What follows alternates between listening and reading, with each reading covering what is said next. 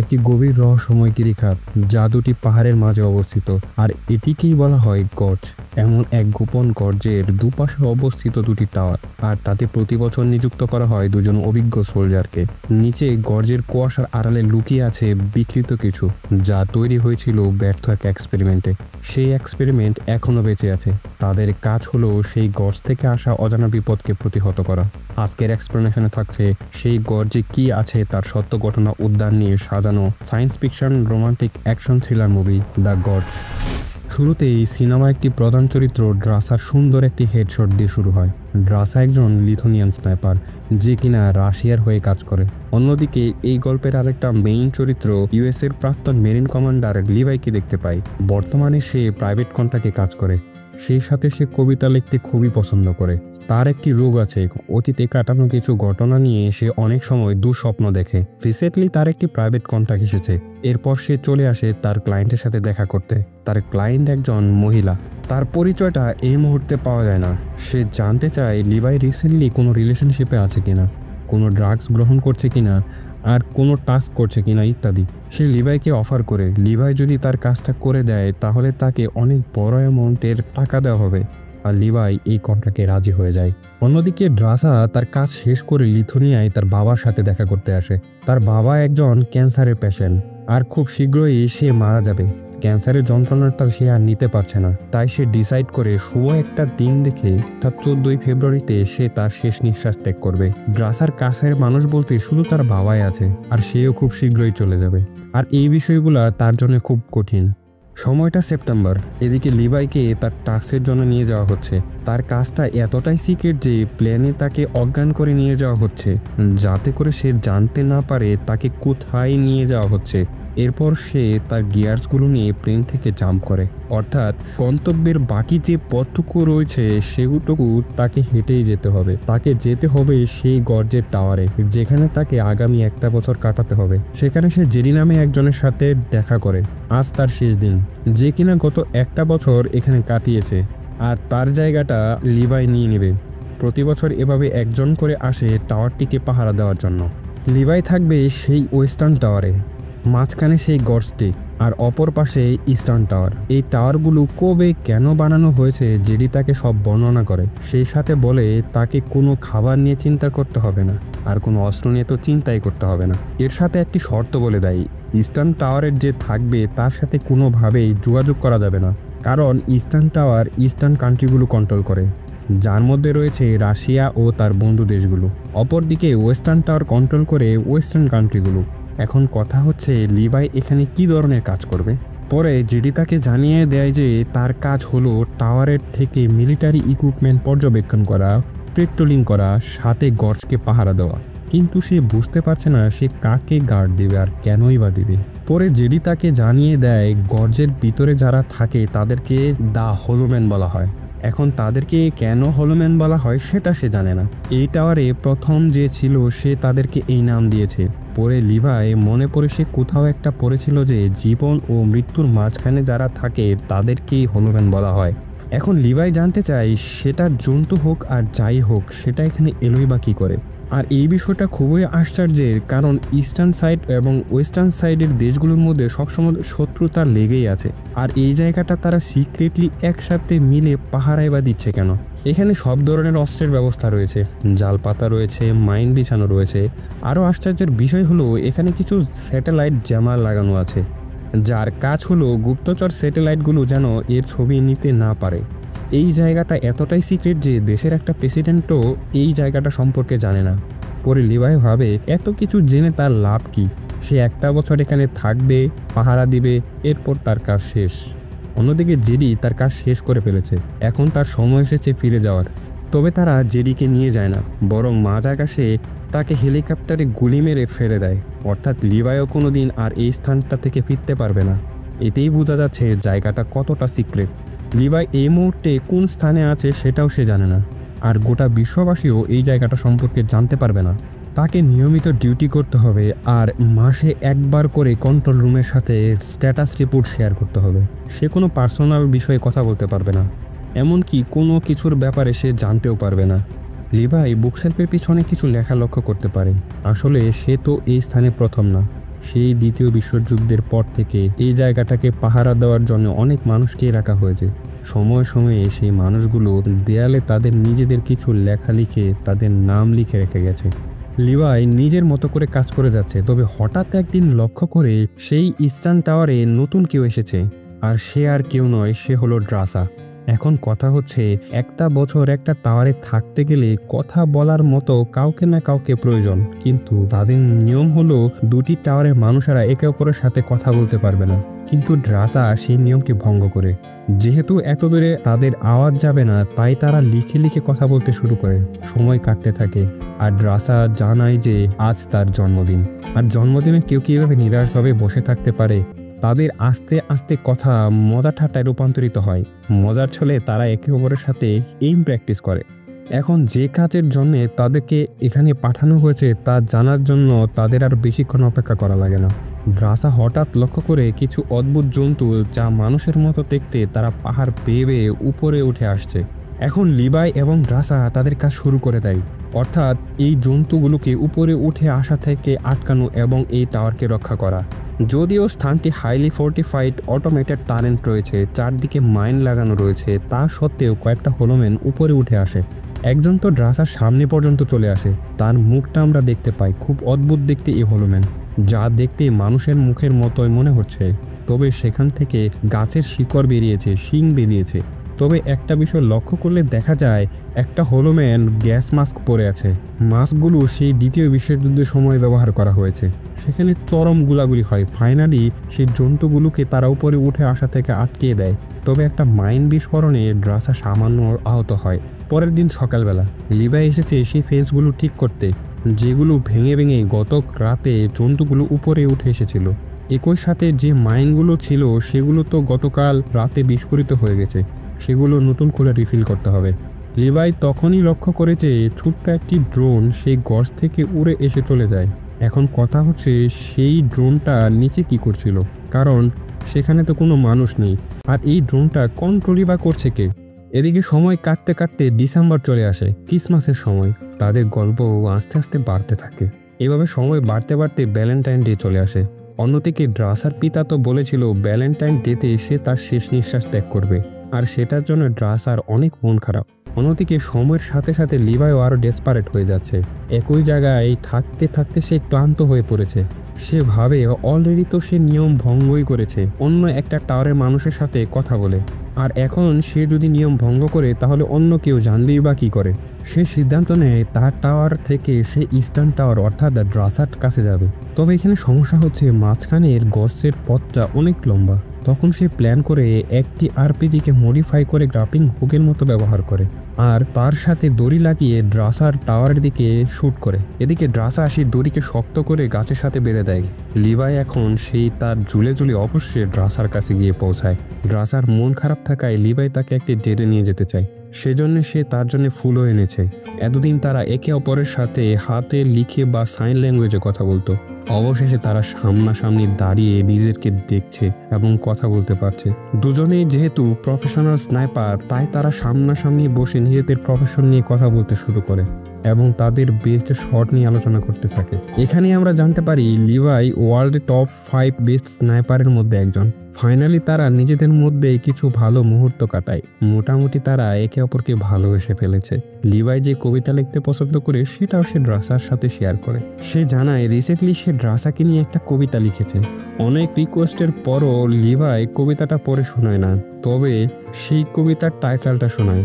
টাইটেলটা হচ্ছে she collapse the night. কিছু ভালো মুহূর্ত কাটানোর পর সময় এসেছে তার আগের টাওয়ারে ফেরত যাওয়ার। যেভাবে সে এসেছিল সেভাবে ফেরত যাচ্ছিল। তবে সেই সময় ওয়েস্টার্ন টাওয়ারে কিছু জন্তু বেয়ে বেয়ে ওঠার চেষ্টা করলে মাইনগুলো বিস্ফোরণ হয়। ফলে যে তারটা ঝুলে ঝুলে লিভাই ড্রাসার কাছে এসেছিল সেই তারটা কেটে যায়, আর লিভাই সরাসরি সেই গর্জে গিয়ে পড়ে। ভালো খবর হলো লিভাইয়ের কাছে প্যারাশুট ছিল। অন্যদিকে ড্রাসা লিভাইয়ের এই অবস্থা দেখে সে নিজেও তার অস্ত্র এবং প্যারাশুট নিয়ে গর্জে জাম্প করে, কিন্তু ল্যান্ডিং তার অনেক খারাপ হয়। সে সোজা গিয়ে গর্জের একটা নদীতে গিয়ে পড়ে।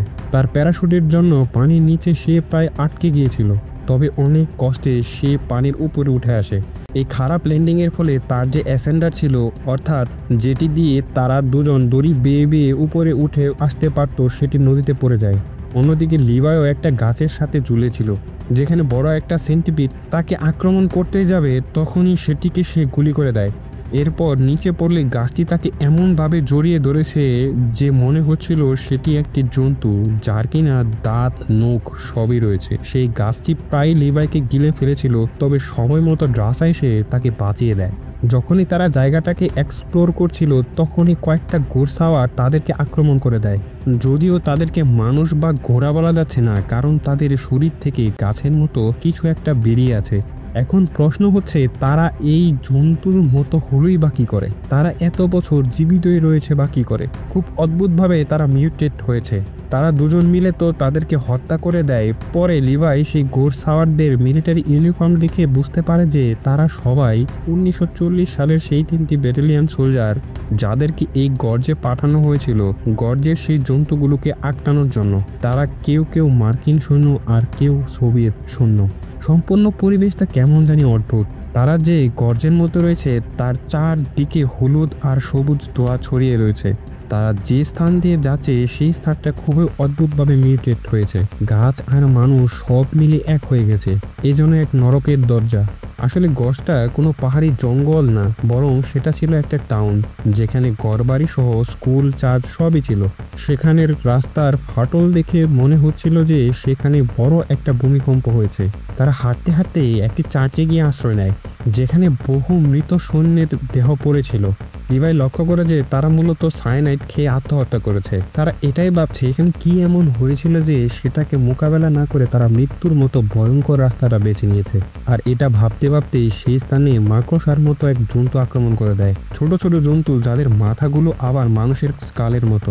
যদিও পরে আবারও সেখানে সেই হোলোম্যানগুলো আক্রমণ করে দেয়, তবে লিভাই এবং ড্রাসা তারা কোনো মতে সেই স্থানটা সার্ভাইভ করে অন্য একটা জায়গায় গিয়ে আশ্রয় নেয়। স্থানটা দেখে বোঝাই যাচ্ছিল এটা একটা ল্যাব, যেখানে টপ সিক্রেট কোনো কাজ করা হয়েছে।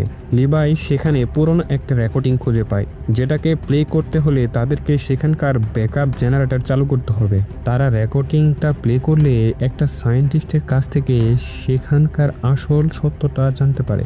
এটা হচ্ছে একটা টপ সিক্রেট মিলিটারি ল্যাব, যেখানে বিশ্বের ইস্ট এবং ওয়েস্ট কান্ট্রিগুলো একত্রে একটা বায়োলজিক্যাল অস্ত্র বানানোর চেষ্টা করছে। তবে 1946 সালে এখানে 8.9 মাত্রার একটা বড় ভূমিকম্প আসে, যার ফলে তাদের ল্যাবটি ভয়ঙ্করভাবে ড্যামেজ হয়। আর যে বায়োলজিক্যাল গ্যাসটা তারা বানিয়েছিল সেটা লিক হয়ে চারদিকে ছড়িয়ে পড়ে। সেই গ্যাসটির সংস্পর্শে আসা প্রত্যেকটা প্রাণীর ডিএনএ একে অপরের সাথে মিক্সড হওয়া শুরু করে।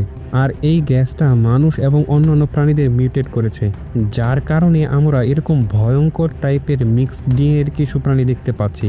সেই রেকর্ডিং থেকে জানা যায় কোনো মানুষ যদি সেই গ্যাসে এক্সপোজ হয়ে পড়ে তাহলে তার হাতে 5 দিন সময় থাকবে। এই 5 দিন পর থেকেই তার শরীরের এফেক্টগুলো দেখানো শুরু করবে। যে সায়েন্টিস্ট এই সম্পূর্ণ ভিডিও রেকর্ড করেছে সে নিজেও এফেক্টেড। তার শরীর ধীরে ধীরে চেঞ্জ হওয়া শুরু করেছে। তারা জানে যে তারা অনেক বড় ভুল করে ফেলেছে, হয়তো ঈশ্বর তাদেরকে ক্ষমা করবে না এই কাজের জন্য। সেই ল্যাবরেটরির মধ্যে তারা আলাদা কিছু কম্পিউটার সেটআপ লক্ষ্য করতে পারে। সেটা কিন্তু আবার দ্বিতীয় বিশ্বযুদ্ধের আমলের না, সেটা বরং নতুন। লিভাই যখন সবকিছু খতিয়ে দেখছিল তখনই জানতে পারে যে এটা ডার্ক লেক নামক একটা কোম্পানির প্রপার্টি, যেটা কিনা প্রাইভেট ডিফেন্স কোম্পানি, যারা এই স্থানের উপর রিসার্চ করছে। রিপেয়ারিংয়ের সময় লিভাই যে একটা ড্রোনকে বেরিয়ে আসতে দেখে এবং উড়ে চলে যায়, সেটা ছিল এই ডার্ক লেক কোম্পানিরই, যারা এই জন্তুগুলোর ডিএনএ স্যাম্পল কালেক্ট করে রিসার্চ করছে। কারণ তারা সুপার সোলজার বানানোর চেষ্টা করছে, অর্থাৎ এমন কিছু সোলজার যাদের ক্ষমতা বাকি 5টা মানুষের থেকে কয়েক গুণ বেশি থাকবে। আর এজন্য মিলিটারিও তাদেরকে এক্স সোলজার দিয়ে সাপোর্ট করছে। একই সাথে প্রতি বছর দাওয়ারের যে সোলজারগুলোকে পাঠানো হয় পাহারা দেওয়ার জন্য, তাদের কাজ হচ্ছে এই কোম্পানির সিক্রেটকে রক্ষা করা। তাহলে বোঝাই যাচ্ছে এই গজটা আসলে কি। অনেক মানুষ জানা সত্ত্বেও কেন এই স্থানটাকে ধ্বংস করছে না। পরে লিভাই সেই কম্পিউটার থেকে আরও একটা ফাইল লক্ষ্য করতে পারে, সেটা হচ্ছে স্ট্রেট রক প্রোটোকল প্রোগ্রাম। অর্থাৎ কোনোদিন এই স্থানে যদি কোনো বিপদ আসে অথবা এখানকার সিক্রেট কেউ জানতে পারে, তখন এটাকে ধ্বংস করার জন্য একটা পারমাণবিক বোমা রাখা হয়েছে। আর এটি রেডিয়েশন রেঞ্জ 4.2 মাইল কভার করবে।